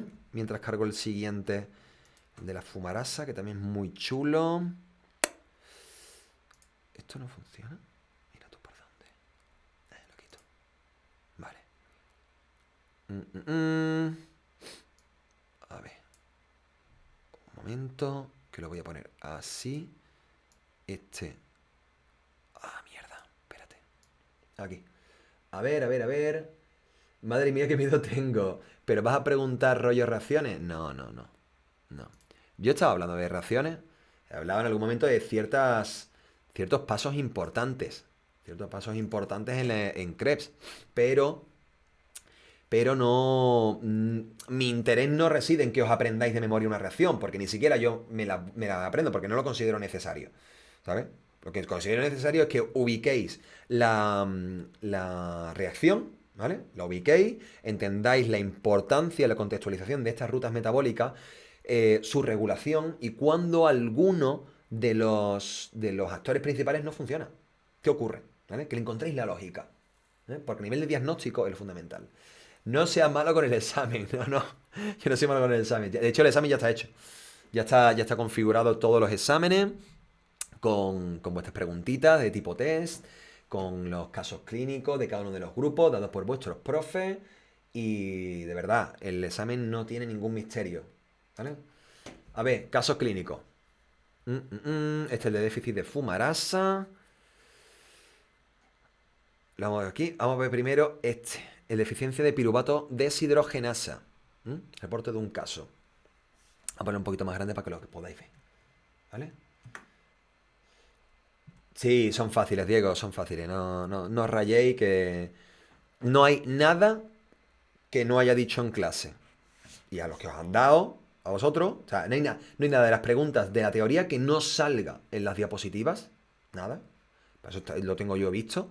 Y no hay nada de los casos clínicos que no hayáis dado con vuestros respectivos profesores. ¿Vale? Para que os quedéis tranquilitos en ese sentido. Venga. Deficiencia del piruvato de deshidrogenasa. Dice, con más fenotipo de los que creemos. O sea, esto viene en relación a lo que preguntaba Liam, que ¿cómo hacemos para diagnosticar? Porque es que muchos síntomas se parecen entre ellos y a veces algunos son redundantes y otros son contradictorios. ¿Mm? Y es justamente hasta que no hacemos un diagnóstico genético, no vamos a saber exactamente lo que es. Mirad cómo se nos presenta este caso. A ver, vamos a ponerlo acá. Mira, escolar femenina de 9 años de edad, padres sanos, no consanguíneos, nacida a término de embarazo y parto normal con llanto inmediato, ¿verdad? Ok. De los 5 meses se identificó no ganancia de hitos del neurodesarrollo, hipotonía generalizada, disfagia para sólidos y semisólidos. Ojo, ingresa a los 9 meses con un diagnóstico que era una infección respiratoria, ¿vale? Pero que deriva rápidamente a fallo multisistémico. Se le ve como hay una dismorfología craneofacial por microcefalia. ¿Mm? Este es del complejo piruvato deshidrogenasa, Liam, efectivamente. ¿Mm? Efectivamente. Le ven que la cresta metotípica sí prominente, ¿no? Picante lateral, en fin, que hay una microcefalia, que no hay un correcto desarrollo del cráneo. Durante la hospitalización se le ve acidosis metabólica hiperlactémica persistente, que no revierte, con exceso de glucosa en sangre y exceso de amonio, ¿vale? Amonio. ¿Qué significa esto? Por aquí, que se me está acumulando el ácido láctico. Por aquí, se me está acumulando la glucosa. Y por aquí, significa que estoy comiendo demasiadas proteínas. El desecho último del metabolismo de las proteínas, ese amino, hay que quitarlo de algún lado, ¿vale? O sea, hay que quitar, y eso se acaba acumulando, la hiperamonemia. Requiere soporte ventilatorio, obviamente, porque aquí hay fallo multiorgánico y hay afectación al sistema cardiovascular. ¿Se sospecha de una acidosis orgánica? Bien, lince, por supuesto. Y se solicitan estudios complementarios y ¿qué ven? Y hacen la resonancia del cerebro y ven un adelgazamiento del cuerpo calloso. Pero esto es obvio porque si hay mal desarrollo a través de la microcefalia. La microcefalia es lo que tú ves último, ¿vale? Hay menor volumen del cráneo. Pero porque lo que hay debajo no ha desarrollado lo suficiente, ¿vale? ¿Qué ven? ¿Qué ven por aquí? A los 12 meses reingresa, sigue con la hiperlactemia, el líquido cefalorraquídeo, de nuevo una resonancia, bla, bla, bla. Ok, siguen con las lesiones. ¿Ves? Mira, la hiperintensidad en núcleos caudados y putamen, esto de aquí, ¿vale? Dice hiperintensidad en núcleos caudados y putamen, globo pálido, bilateral en secuencia T2 del corte, ¿vale? Esa leucoencefalopatía de la que hablábamos, ¿os acordáis? Ahí. De ahí viene. Leucos, blanco, grandes manchas blancas. ¿Vale? Gran masa que no hay una densidad. No hay densidad. ¿A qué llegan? ¿Vale? Esta es la espectroscopía de resonancia. No nos interesa en este momento. Dado hallazgos clínicos, paraclínicos y de imagen, se considera una enfermedad neurodegenerativa. Vale, lince, muchísimas gracias. Dime algo que no sepa, ¿de dónde viene? Dice por error innato del metabolismo. Hay un compromiso multisistémico, ya lo hemos visto, por déficit de alguno de los efectores de mi ruta del sistema OXPHOS. OXPHOS, que es el de la generación de energía, ¿vale? Le hacen su diagnóstico genético por fin, y ven que es deficiente, es mutante en la piruvato deshidrogenasa. La tiene truncada con una citosina cambiada por una timina, ¿vale? Cambiado el gen, me cargo la proteína resultante, ya no tengo una enzima funcional y no hace la función, ¿vale? Se me está acumulando todo lo que esté por encima del piruvato. Principalmente el piruvato, que tiene dos rebosaderos. La fermentación con ácido láctico, formando ácido láctico, y por otro lado, alanina. Correcto. Dice Diego, hay que aportarle dieta rica en grasas. Efectivamente. Dice, a los 18 meses inicia sostén cefálico, sedante a los 2 años, gateo 3, bípedo a los 5. Va con un poquito de retraso. Lenguaje por señas y llanto. Presentó 3 episodios de compensación metabólica posterior a la ingesta de alimentos ricos en carbohidratos. ¿Qué no hay que hacer con un paciente al que se le diagnostica una deficiencia de la piruvato de deshidrogenasa? Darle más piruvato, darle más precursores de piruvato. Mira, nada más que come alimentos ricos en carbohidratos, ¡pum! Otra crisis, descompensación metabólica. Otra vez la hemos liado. No le des más carbohidratos. No le des más carbohidratos. Entendemos ahora, ¿no? Entendemos ahora. ¿Se entiende mejor así? ¿Con un caso clínico? ¿Chat? ¿Se entiende mejor así? Yo creo que sí, ¿no? Muy bien. Dice, esos profesionales del caso no habían estudiado bioquímica. No, no, desde luego que no. Desde luego que no lo habían estudiado. ¿Veis lo que...? Mira. Fenotipos de la piruvato deshidrogenasa deficiente. Hay varios. Hay varios fenotipos. Como bien decía, Lian, esto es un lío. Pero es que depende de dónde estés tocando la tecla. ¿Vale? Por ejemplo, hay fenotipos que se pueden presentar como una encefalopatía neonatal, que viene con la acidosis, niño con el pH súper bajo, acidosis por un tubo, miando piruvato y alanina por un tubo, acumulación de ácidos orgánicos en sangre, y la afectación de la miopatía, del encéfalo, de la arquitectura del encéfalo. Ves como ese cuerpo calloso poco desarrollado, la leucoencefalopatía cuando ves en resonancia, en magnética, ¿no? Y todo cuadra con esa hipotonía, casi llegando a comatoso. Y ahora, puedes verlo como el famoso síndrome de Leigh, ¿vale? Que lo veremos en el siguiente tema, el de la cadena respiratoria. Que esto es una... tienen la misma, prácticamente las mismas características, pero el síndrome de Leigh viene de la cadena respiratoria. Cuando a ti te falta alguno de los complejos transportadores de electrones, desarrolla síndrome de Leigh. Pero si te fijas, también tiene una difusión del tronco encefálico, también hay una afectación en ganglios basales, también hay afectación en el rendimiento cognitivo, ¿vale? Son fenotipos muy similares entre unos y otros. Pero todo viene de lo mismo, que son tejidos muy demandantes de energía. ¿En el examen van a ser así de claro? Sí, efectivamente. Efectivamente. Y te voy a preguntar por cuál es la mejor intervención hacia este tipo de pacientes. ¿Qué marcador crees tú que es el que está elevado en sangre? ¿O este marcador está elevado, qué patología crees que es? Lo que quiero es que penséis. Y con lógica y siendo un poquito pícaro, la respuesta prácticamente te la está dando el enunciado. ¿Vale? No de manera evidente, pero creo y considero que tenéis las herramientas suficientes como para poder deducir un caso clínico de estos. ¿Vale? Y tengo fe en que es así.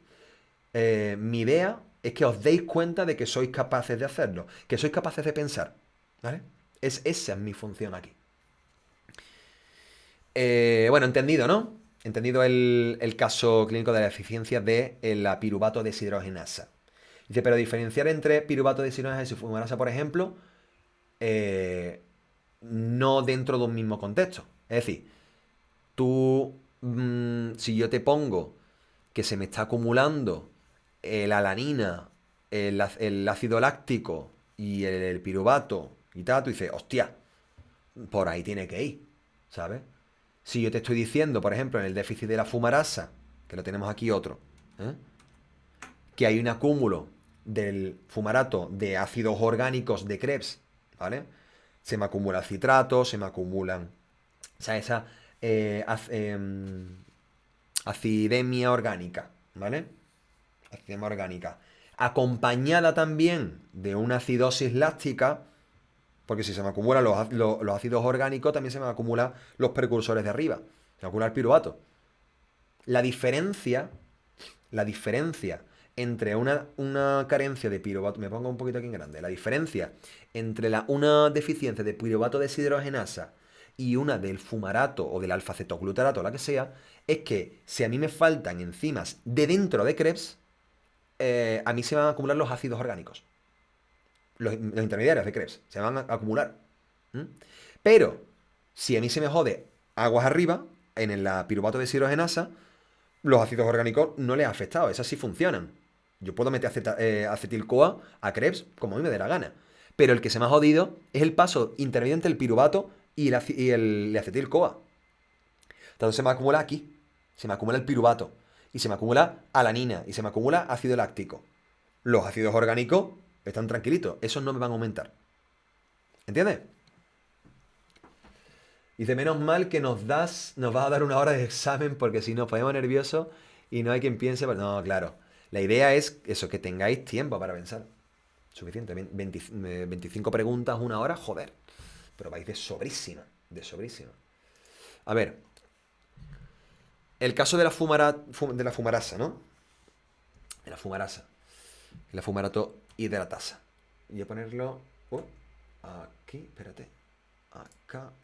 Ponlo un poquito más grande para que lo veáis. ¿Veis bien así, no? Vale. ¿Qué nos presenta? Deja un momentito. ¿Dónde está?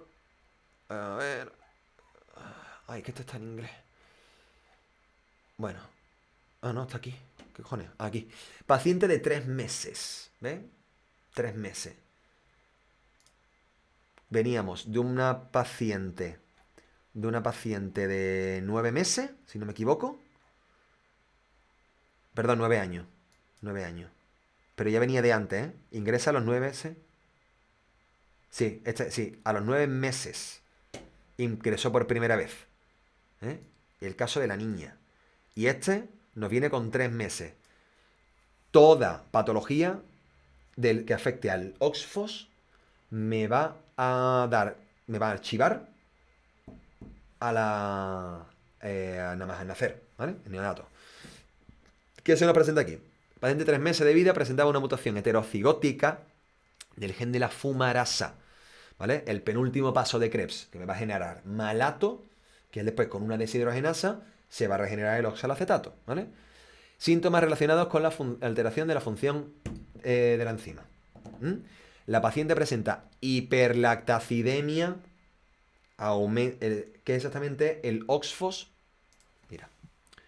Sistema OXFOS, con pH, ¿vale? OXFOS.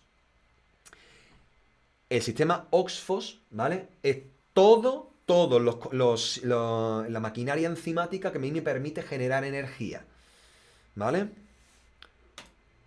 Mira, este enlace os lo voy a poner en el chat, ¿vale? Os lo voy a poner aquí, en el chat. Porque habla precisamente de enfermedades mitocondriales. Y vienen estas infografías y están muy chulas. ¿Vale? Están muy bien. O sea, todo el sistema de aprovechamiento para generar energía es el sistema OXFOS. Que son siglas de fosforilación oxidativa. ¿Vale? Oxidative Phosphorylation. Oxidative Phosphorylation son las siglas de esto. ¿Lo entendéis? Entonces, si yo afecto a este sistema, ¿vale? Por lo que pasa, pues, ¿no? Enfermedades metabólicas, enfermedades mitocondriales. Entonces, ¿qué hemos dicho? Que en una piruvato de deshidrogenasa carente no hay un aumento de los ácidos orgánicos de Krebs, ¿vale? De citrato, de isocitrato, de alfa-cetoglutarato, de malato, no hay, porque esas enzimas funcionan bien. La que me falla es la piruvato de deshidrogenasa, que se me acumula el piruvato, el ácido láctico, la alanina, ¿eh? Pero en una deficiencia de la fumarasa sí hay un acúmulo de ácidos orgánicos de Krebs, porque la fumarasa que está dentro está haciendo tope. Es como si yo en la típica cinta transportadora de latas de una fábrica, típica cinta transportadora, que las botellas, ¿no? Van pasando, yo de repente meto un palo de escoba. ¿Dónde van las botellas que vienen por ahí? A por tabaco, ¿no? Se van cayendo y se van acumulando y se van tirando. Esos son mis ácidos orgánicos que, como la fumarasa está jodida, se están acumulando. Salen de la célula y van a la sangre. Y de la sangre van a la orina. Aciduria orgánica. Y alteraciones analíticas de los aminoácidos. Claro, sigo he metido un palo en la cadena de montaje y al final todo se me va acumulando y el sistema intenta compensarse de una manera u otra a través de las rutas anapleróticas, para intentar, con esos rebosaderos de emergencia, que el sistema no colapse, ¿no? Primer diagnóstico, ojo con esto, porque esta gente no dieron bioquímica conmigo, ni lo dieron con vosotros, es que se piensan que es una piruvato de sirogenasa carente. Pero chiquillo, ¿cómo va a ser eso? Si hay una aciduria orgánica, ¿cómo va a ser una piruvato de sirogenasa carente? Ahora lo sabemos, ¿no? Ahora le vemos la lógica, ¿no? Pues esta gente no la vieron en su momento y verás tú la cagada que cometen. Dicen, pues piruvato de sirogenasa carente, ácido láctico, los aminoácidos, tacatá. Bueno, sí, la aciduria orgánica, a lo mejor es. Vamos a meterle una dieta cetogénica. Chat, ¿qué pasa si yo tengo jodido el Krebs porque la fumarasa no funciona y le meto más acetil-CoA? ¿Qué ocurre? ¿Quién me lo dice?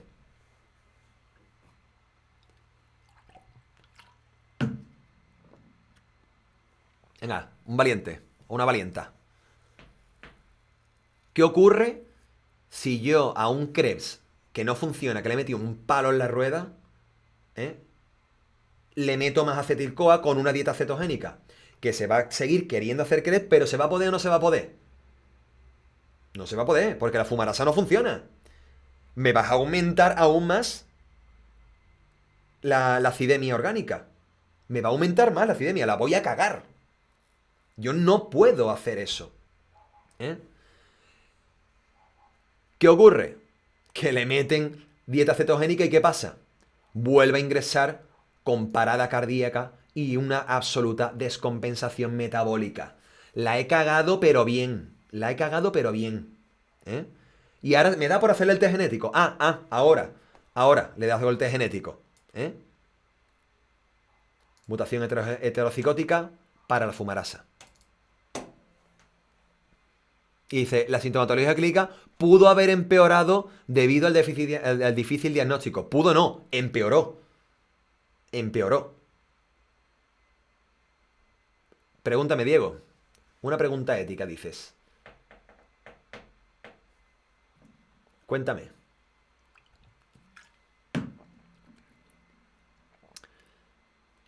A ver, me tienes en ascuas.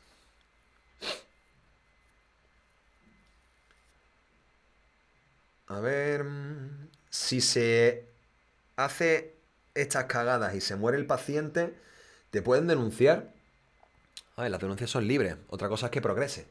Otra cosa es que haya unos comités legales, o sea, unos comités éticos, que esto después pasa por ese comité, se hable, mire usted, pues, que a lo mejor puede ser una mala praxis, no es. A ver, yo soy de la opinión que ser un ignorante no te exime de cometer un delito, o sea, de haber delinquido. ¿Vale? Señor, es que yo, como el otro día, a mí me multaron por entrar en la ZB protegida del centro de Madrid. Porque no sabía que no se podía entrar y no vi ningún cartel, pero resulta que sí, que estaba ahí en pequeñito y tal. Tuve que pagar una multa. El que yo ignore que no puedo pasar de esta calle a la otra, no me exime de pagar la multa. La tengo que pagar igualmente. Esa es mi opinión, ¿vale? Esa es mi opinión. Otra cosa es entender la dificultad o la complejidad del diagnóstico de este tipo de enfermedades metabólicas. Pero es que también hay que conocer muy bien si tú conoces muy bien la ruta, conoces muy bien cómo funciona y los diferentes rebosaderos esos que os digo de emergencia y ve que si yo toco esta tecla se me descoyunta el sistema entero, ¿eh? Si yo eso lo conozco, puedo diagnosticar debidamente con esa bioquímica que yo saco. ¿Eh? ¿Yo qué veo? Ácido láctico en sangre, piruvato por un tubo en orina, alanina por un tubo, y el resto normal, piruvato de sirogenasa, carente, deficiente. Que yo veo que además se me están acumulando los ácidos orgánicos, yo veo que hay alfa-cetoglutarato, veo que hay malato, veo que hay citrato en sangre, veo que hay acúmulo de las rutas anapleróticas de ese citrato y tal. Digo, estate, algo no es de la piruvato deshidrogenasa, viene de Krebs. Por lo tanto, el abordaje es diferente. Dice, yo creo que antes de hacer un diagnóstico rápidamente, sin saber muy bien, mejor realizar más pruebas hasta estar seguro. Claro, especialmente, ¿esto cómo se soluciona? Diagnóstico genético. Secuencias para el gen, ves el gen que está jodido y punto. Pero a veces por la urgencia, porque te viene un neonato, te viene prácticamente que se muere, dices tú, emergencia y tal, bueno, pues tenemos aquí un claro caso, no en absoluto voy a decir que sea negligente, en absoluto lo voy a decir, pero un caso en el que la prisa, pues, te juega una mala pasada. Una mala pasada. Así que, veis, ¿no? ¿Veis la diferencia entre uno y otro?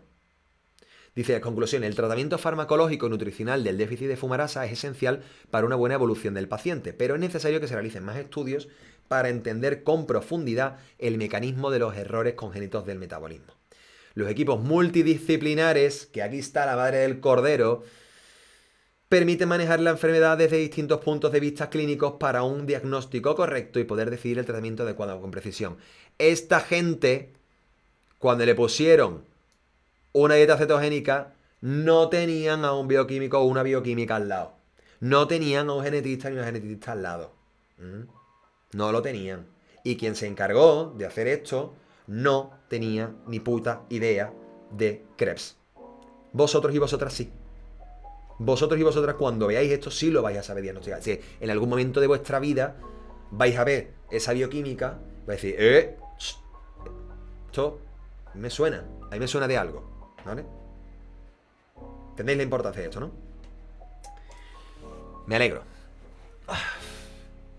Bueno, yo creo que podemos dar por concluida la clase. Empezamos como muy tranquilitos y tal, y hemos venido, ha llegado como una especie de ola, de hype. Es que con los casos clínicos me vengo súper arriba, me encantan.